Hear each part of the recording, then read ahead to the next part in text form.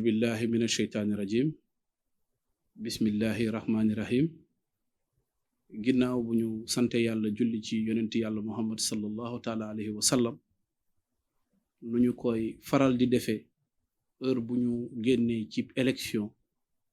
jàkkaarloo askan bi wax leen jàngat juñ ci am waaye it xool tolluwaayu réew mi mais surtout ñun ñi nekk ci opposition bi kenn ku ci ne ci ñun ban jàngat nga war a mën a am ngir ëllëg ak si biir ñu mën a am yeneeni performance looloo waraloon tey ndaje bi looloo waraloon it tey woote gi ngir ñu waxtaanee ko di ñaan yàlla ñu tàmbalee ko ci bismillahi rahmaani rahim jeexalee ko it ci alhamdulillahi rabbi alamin te it bépp kàddu gu ñu fi yëkkati yàlla na doon kàddu gu gën ci askan bi merci.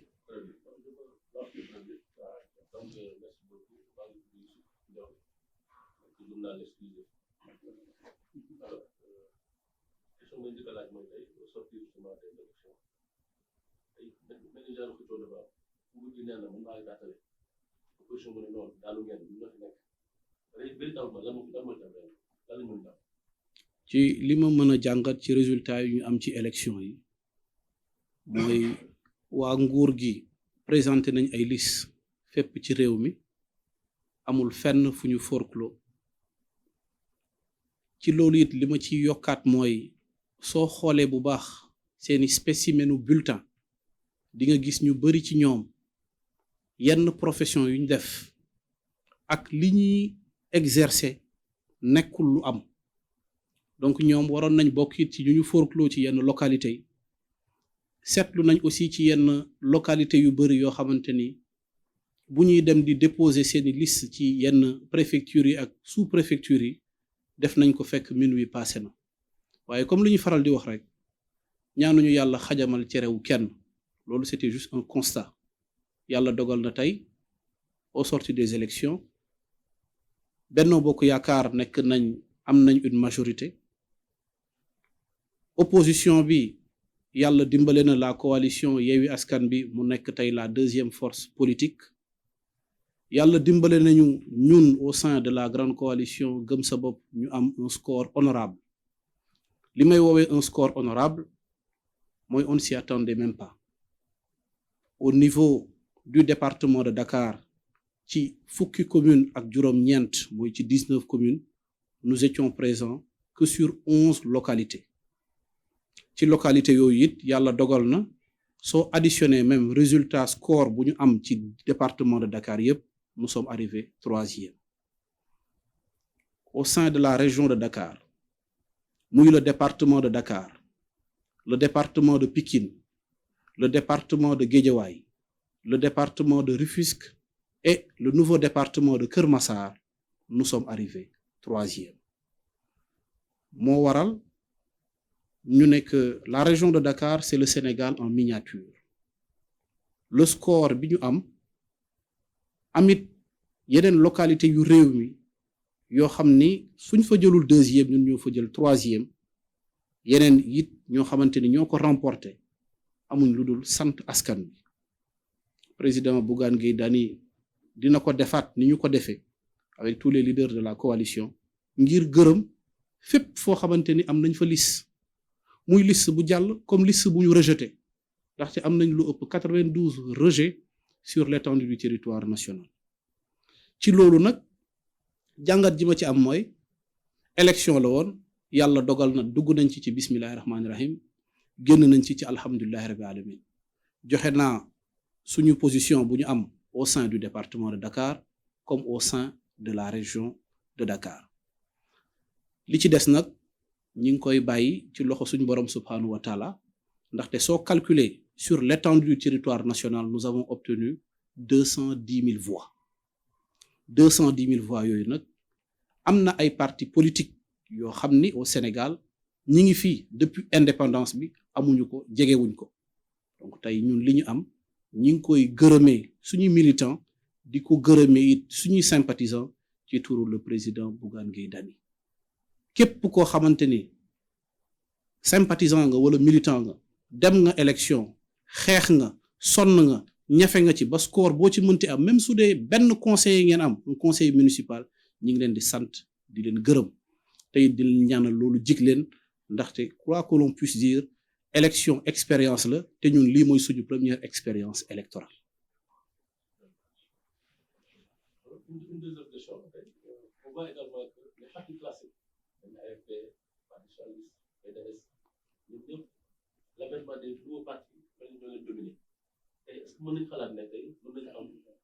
alternance de jeunes leaders au sein de la tête de l'État?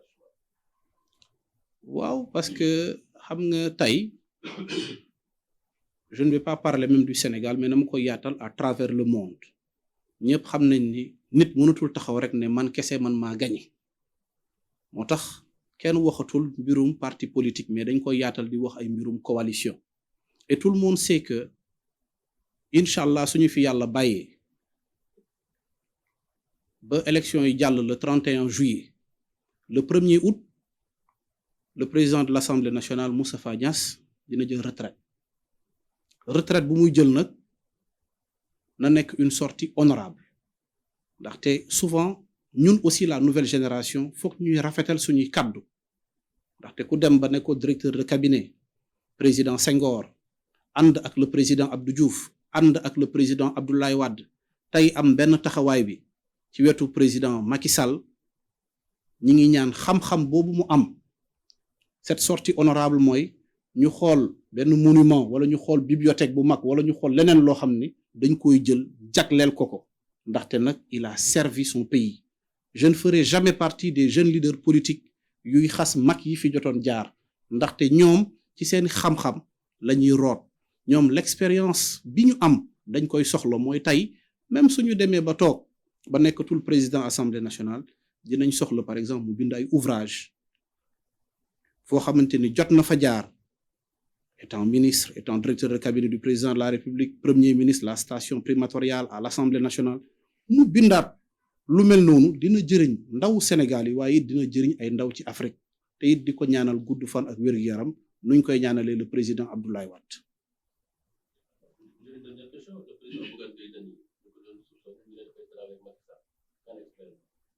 Je pense que je fais partie de ses plus proches collaborateurs su loolu amoon yaakaar naa sénégalais yi dinañ ko gis ci élection yi ñëpp gis nañ ni que la grande coalition gëm sa bopp taxawaay bu président Bougane Gueye Dany am ak ay militants am ci réew mi mooy dëggu mooy ngor mais surtout jël un programme boo xamante ni daf ko jébbal sénégalais yi wax leen moom lii la ñu bëggal Sénégal ci biir coalition gëm sa bopp loolu moo ñu waral ñu am tey score u 210 000 voix. Ce débat nag comme lu ñuy wax politique moom comme jeu wu tennis la rek da ngay dóor kii kële dóor kële waaye ñëpp xam nañ ni que moom bokkul ci mouvance présidentielle ñëpp xam nañ ni que moom il fait partie de l'opposition et je dirais même de l'opposition radicale. Question bu may posé mooy tey jii paysage politique parce que ñu ngi bàyyi xel ci expression yi bees yi ñuy utiliser actuellement ci politique lu mel ne filtre ak liste parallèle parce que yooyu ñu ngi ciy bàyyi xel ñu ngi ci def analyse pour avenir politique parce que ñooñu nga xam ne ay liste parallèle parce que ëllëg seen parti daal leen mën a gérer. Vous savez avant ñu dem élection du ma tudd organe de presse boobu mais gis nañ ni que le président de la République defoon na une sortie disant que képp koo xamante ni def nga liste parallèle dinaa la dàq ci parti bi dinaa la dàq it ci biir coalition Benno Bokk Yaakaar waaye tey ñenn ñi fippu dem defi ñoom seen liste parallèle yàlla dimbale leen ñooñu nekk ay maire je pense que dina am ci ñooñu beneen considération mais loolu aussi tout dépend de l'appréciation du président de la République moom mi nekk aussi président coalition Benno Bokk Yaakaar man li ma intéressé mooy ñun ñi nekk ci opposition bi ak comment faire ba yàlla dimbali ñu yéene gi ma am man ci candidat bi ma jiital yàlla dimbali ñu mën ko mottali.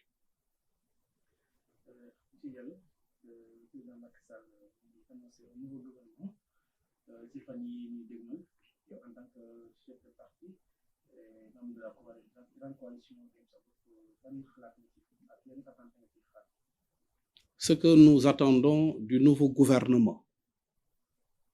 mooy tey képp kuy ñëwaat nañuy bàyyi di tripatouiller la constitution ndaxte constitution ab kenn moomu ko yaayu kenn moomu ko dafa di loo xamante ni loolu la constitution moo jiitu sax darajawu président de la république ndaxte kuy gëstu ci réew nga bëgg ñëw même un investisseur war nga xool lan la ñu bind ci charte réew mi moo waral tey si j'étais à la place du président de la république dinañ gën a verrouiller la constitution de la république poste premier ministre président de la république ba léegi ci ay prérogatives am lañ moom mooy seet ku ko neex mu tànn ko waaye képp ku mu war a tànn yàlla na doon ku gën ci réew mi la taille du gouvernement si j'étais à la place du président de la république dina ko réduire ñun au sein de la grande coalition ñi ngi doon wax ne tey lu ñu doon proposer wala bés bu la président Bougane Gueye Dany excès ba jiite réew mi mooy ñun la taille du gouvernement dañu bëggoon mu nekk 18 ministres ci loolu it dinañu mën a permettre ñu mën a économiser un tout petit peu ci suñu yenn ressources yi beneen bi it mooy yenn institutions yi wax naa ko duma tàyyi di ci wax lu mel ni conseil économique social et environnemental lu mel ni haut conseil des collectivités territoriales lu mel ni la CDC lu mel ni aussi yeneen commission yu bëri yoo xam ne am na ci réew mi te dañ fay teg rek lu ñu naan clientélisme politique ñu jël institution yooyu noonu dissoudre ko jël koppar googu noonu dugal ko ci lu mel ni mbirum santé wala jàppale ko ñu nekk ci mbirum agriculture bi mooy baykat yi loolu dina tax aussi réew mi gën a naat ndaxte comme on dit quelle que soit notre appartenance en politique ñu bokk ci pouvoir bi ñu bokk ci opposition bi wala ñu bokk ci société civile bi lu ñu ëppal solo tey mooy Sénégal naat kenn warul ñaan Sénégal nekk ci fitna ndaxte réew mi su nekkee ci fitna yow mën nga mucc waaye doo xam sa ban mbokk moo ci des donc man position boobu noonu laay adopté position boobu aussi la ñuy ñaan Sénégal yàlla dañu dimbale réew mi doon réewu jàmm. Le président Macky Sall premier gouvernement bees wala président gouvernement. Vous savez nekkuma man ci place am pour mën a wax su doon président de la république daf ko woolu tey moom ban position lay am fan yee passé c'est vrai que defoon na une sortie pour dire que même suñ ko proposé woon le poste de premier ministre moom nekk na loo xamante ni moom bëgg ko parce que tey loolu yëpp pour wane rek à nouveau que tey moom li ko intéressé mooy liggéeyal Sénégal mooy liggéeyal suñu réew man nag am naa ci suma xalaat personnel loo xamante ni man la engagé mooy na ma doon jàngat avec le peu d'expérience que j'ai le président Abdoulaye Wade heure bu ko yàlla dénkee woon muy jiite réew mi bi mu ñëwee dossier yi ñu ko njëkk a tegal sur la table ne ko kat ñii da nga leen war a toroxal dafa leen ne mettez-moi ça de côté parce que li ma intéressé nekkatul léegi pour xeex ak ay doomu aadama waaye xool nan lay liggéeyee suma réew ñëpp gis nañ ni que l'ouvrage que le président Abdou Diouf bi mu bind nee na Sénégal doon na am jafe-jafe comme par exemple lu ñuy wax fan yi muy hausse des prix ci yenn denrées yi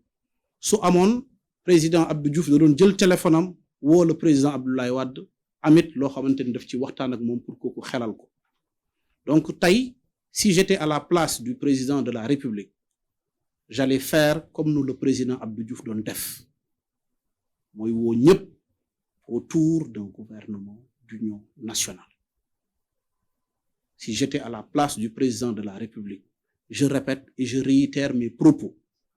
J'allais demander au président de la République tey su ma nekkoon ci place am wala mu nekkoon ci ñu koy xelal ngir mu woo ñëpp woote nag ne veut pas dire que soo wootee ñëpp dinañ la wuy si déedéet mais di nga woote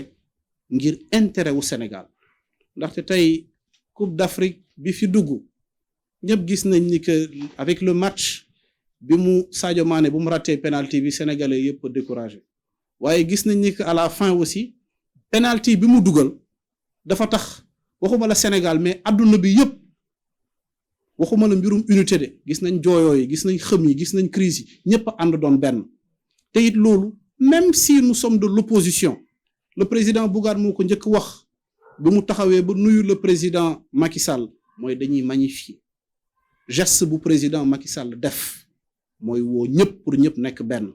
Donc tey même su doon tey kenn ku ci nekk am nga ci jàngat, si j'étais, je répète à nouveau, si j'étais à la place du président de la République, dinaa woo ku mel ni président Bougane, dinaa woo ku mel ni le président Barthélémy Diaz, dinaa woo ku mel ni le président Khalifa Sall, dinaa woo ku mel ni le président Cheikh Alassane Sène, dinaa woo ku mel ni le président Malick Gakou ak yeneen acteurs yëpp ne leen yéen kaay leen ñu waxtaan. Su dee liggéeyal seen réew moo leen tax a jóg, ñëw leen ñu àndandoo joxanteel loxo. Su dee nag da ngeen bëgg opposé wu rek, dem leen ngeen opposé wu. Ndaxte Abdoulaye Wade da doon dugg ci gouvernement wu Abdou Diouf liggéey ba élection jege du démissionner, day njëkk bind lettre de remerciement au président. Su ko bindee ba pare gërëm ko, étant ministre d'État dans le gouvernement du président, suy dugg da doon dugal ñu mel ni ñoom Aminata Tall, ñoom ñëpp dañ doon ñëw dugg. Idrissa Seck ñaata yoon lu dugg et pourtant opposant la woon ba muy nekk ministre du commerce. Parce que tey loolu la réew mi soxla. Nu ñu gisee image yi ñëpp taxawoon doon benn joxanteb loxo ci aéroport, loolu la réew mi soxla. Di continuer di gis tey président de la République invité déjeuner wala dîner opposition bi ñëpp ñëw toog tooñante, kafante, kaf foore, waxante jàmm. Noonu it le président waree sol dàllam tey suba dem seeti nu mu seeti woon Khalifa Sall, même su dee ba sub naqar la. Mais tey su bànneex amaatee kër Khalifa wala kër Barthélémy wala kër Bougane wala kër keneen, que le président de la République aussi def lu mel noonu. Parce que su ko defee rek da di lu rafet, su ko defee rek day tax Sénégal ñun ñu amaat ci beneen jàngat. Ndaxte xam nga sur le plan international ce que les gens ne savent pas, et d'ailleurs ce que j'invite d'ailleurs la nouvelle génération ñu koy éviter, mooy faw ñu bàyyi waxante yu ñaaw ñi ci les réseaux sociaux. J'invite la nouvelle génération, muy sumay rakk muy sumay jarbaat, ñoom ñëpp kenn ku ci ne ñu xoolaat seeni taxawaay ak kàddu yu ñu yëkkati ci réseaux sociaux yi. ñëpp gis nañ fan yi passé lu jotoon xaw au Maroc. ñu gis ni que àdduna bi yëpp a ñëwoon mànkoo doon benn, ñoom ñëpp jël benn kàddu ngir xale googu noonu amoon 5 ans nekkoon ci teen nekk fa ay fan ba yàlla def lu gën. ñu koy ñaanalit yàlla na yeggalee ndawam biir àjjanay firdaws bi jaay rasulillahi sallallahu alayhi wa sallam. Maintenant, ces jeunes qui sont dans les réseaux sociaux, je ne voudrais pas être vulgaire, mais man, je les appelle les ratés de la société. Parce que c'est des jeunes qui se réveillent à 13h, voire 14h. ñoom nday ak baay ñoo leen dëkkal te fekk am na ñu ci bëri lu ëpp 40 ans. wifi dëkkandoo bi la ñuy connecté woo. suñ jógee Onda Feft la ñuy ñaan à côté ñëw teg ataaya bi, teg suukar gi. Toute la journée ku ñu gis mere la lu waral loolu. Parce que ñoom dañu naan tey lu leen dal ñoom ñoo ko teg seen bopp. Et pourtant ils pouvaient servir leur pays autrement.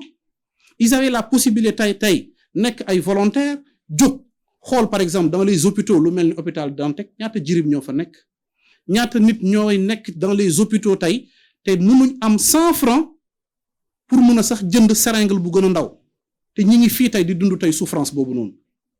tey ñooñu mënoon nañ nekk ay volontaires. Su ñëwee recenser ñooñu dem xool syndicats yi jéem a xool tuuti aussi les acteurs, parce que l'État aussi ne peut pas tout faire. En ce moment-là, les gens pourront écrire ku mel ni tey le président Khalifa Sall, ku mel ni tey le président Bougane Gueye Dany, ku mel ni tey keneen ak keneen ne leen kat yéen en ce moment-là ñun demande bu ñu leen di ñaan mooy ñëw leen ngeen contribuer,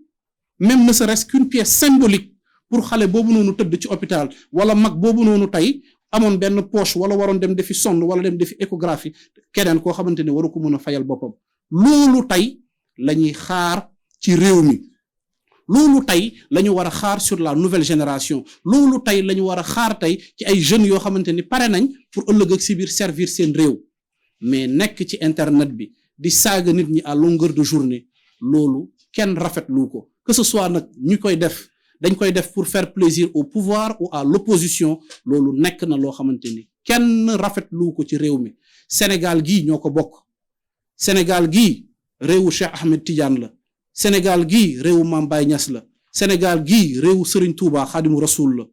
Nit ñi mënuñ di yeewu fajar di dem ci jàkka yi di wazifa di jàng seeni salatul fatiha seen jawratul kamal heure boo leen yeewoo jël ay kàddu yu ñaaw di ko teg seen der. C'est méchant. Nu ko nit ñi bàyyi. Nañuy toog di xalaat lan mooy defar Sénégal nañuy xool lan mooy jëmbat suñu réew ba ëllëg ak si biir képp ci ñuy gis naw Sénégal. Mais tey soo jëlee benn kàddu muy un sénégalais nga saaga même si su dee da nga saaga tey le président de la république mais ku koy capturer xamuloo béninois la xamuloo français la xamuloo chinois la lañ naan ah ñii kat seen réew conflit am na fa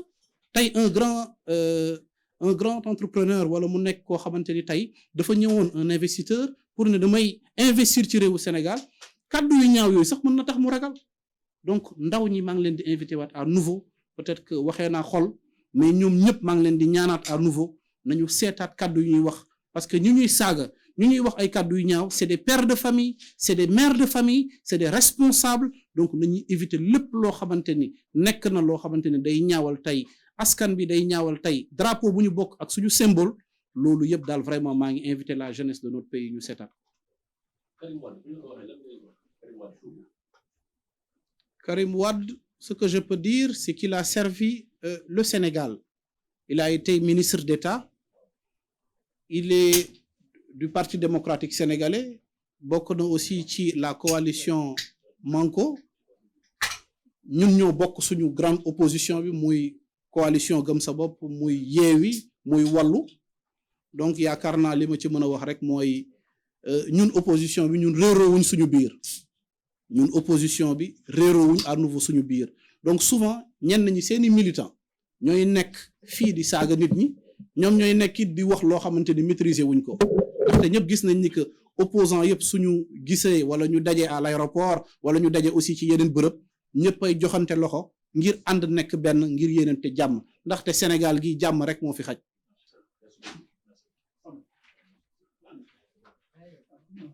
Junior waaw remerciement bi dama bëggoon waaw ok ok ok ok sama question mooy ministère sama question mooy après bilan ngeen def ci élection locale bi ñu génn est-ce que jàppoon ni élection yi ñëw inshallah élection pare ngeen pour delluwaat bokk ci Yewwi Askan Wi coalition Yewwi Askan Wi ñan coalition waaw loolu je ne suis pas la personne habilitée à parler ci loolu ndaxte coalition bi aussi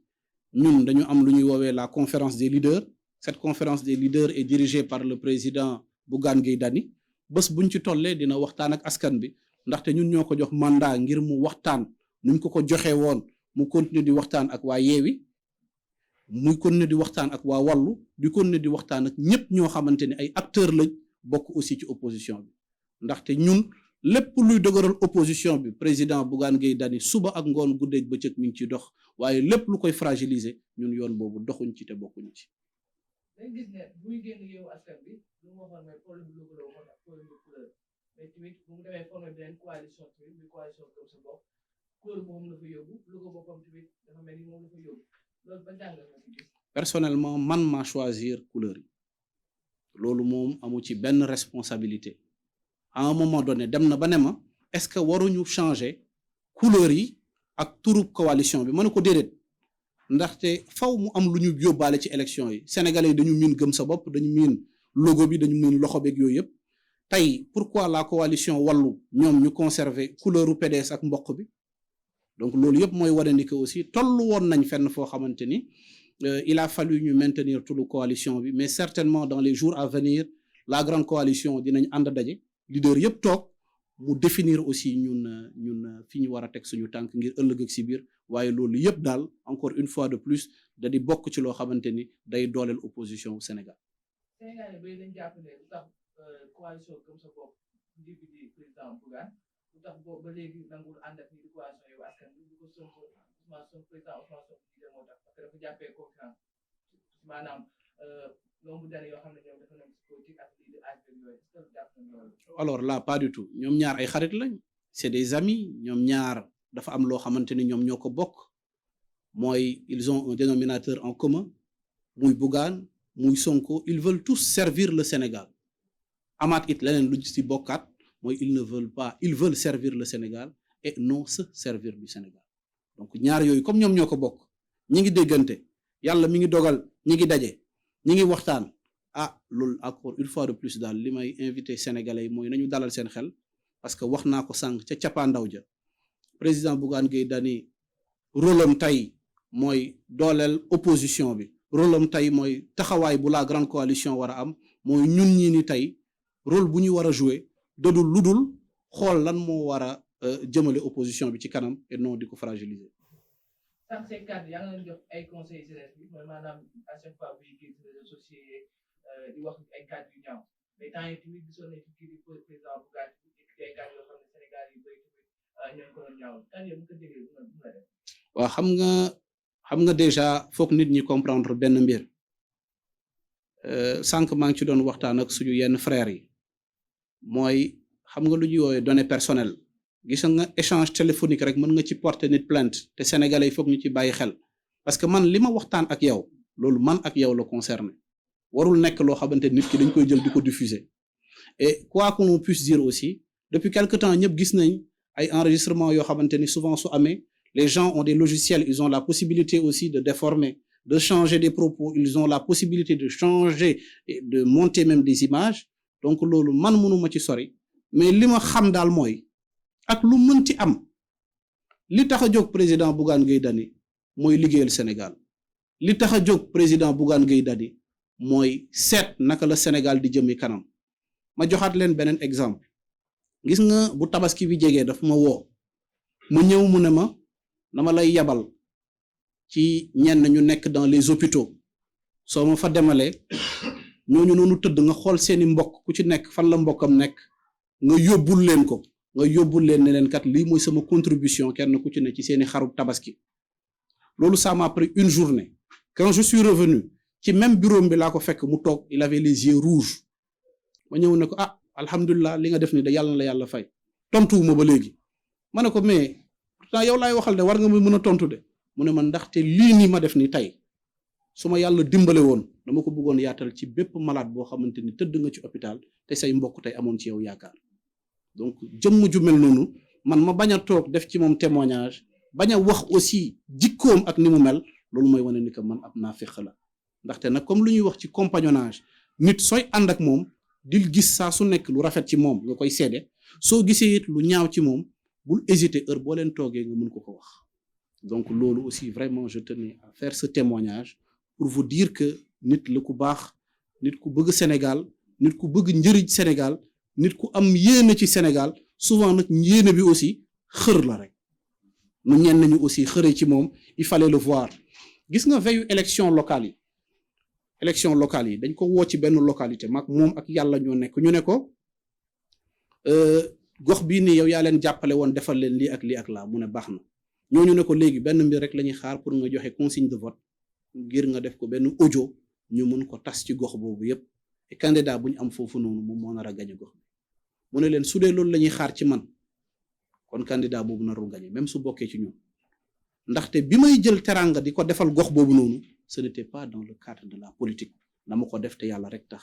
il fait du bien ku jàppale nit ñi dans le social il le fait en toute discrétion c'est un humain nit la xam naa am na fu ñu xawee bokk tuuti jikko mooy su tëjoo kenn ku gaaw a jooy la aussi te loolu day wane ni que nit ki xol bu rafet la am même li may def ni yëgu ko pour vous dire un tout petit peu que vraiment ñun fii